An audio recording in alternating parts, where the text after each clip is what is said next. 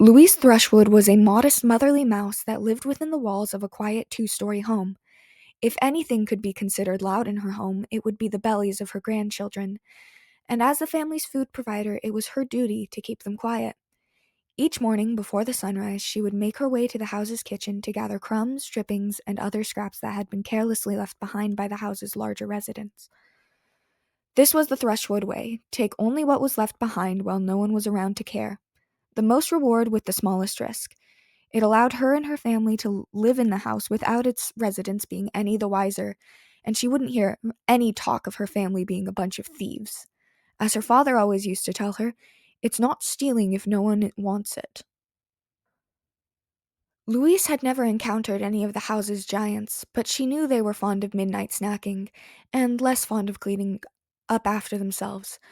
As a result, most of what Louise scavenged consisted of various cheeses, crackers, and cookies, which made up the majority of her family's diet.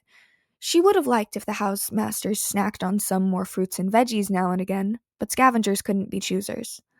Wielding her father's sword, which had grown far too dull for combat, she would poke each crumb, inspect it, and place it in her basket.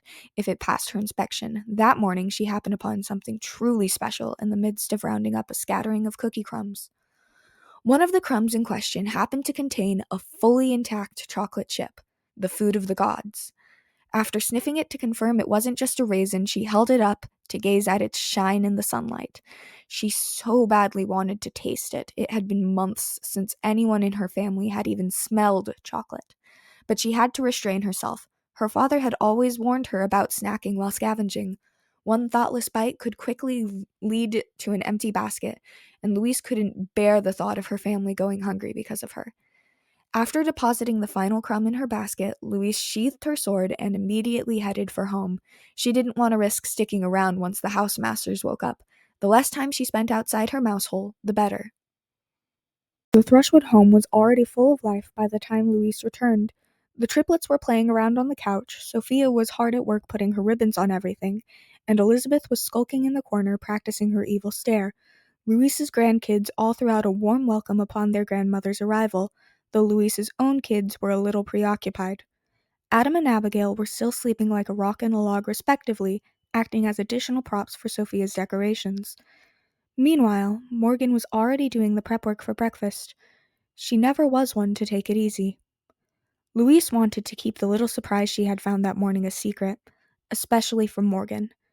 It was difficult enough to convince her to feed her kids the cookie crumbs she scavenged, but Louise understood.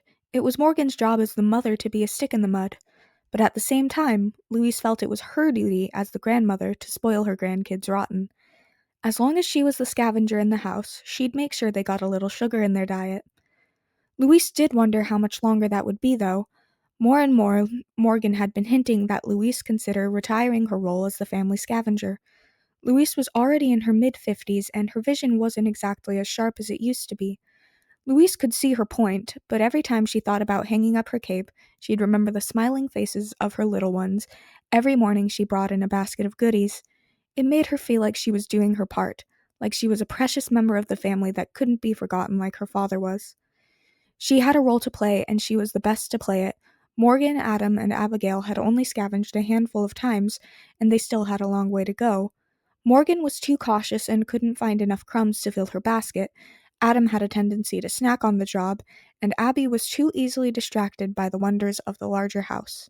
Louise wanted to see them improve, but she wasn't ready to let go of her title just yet. She knew she had many more adventures left in her.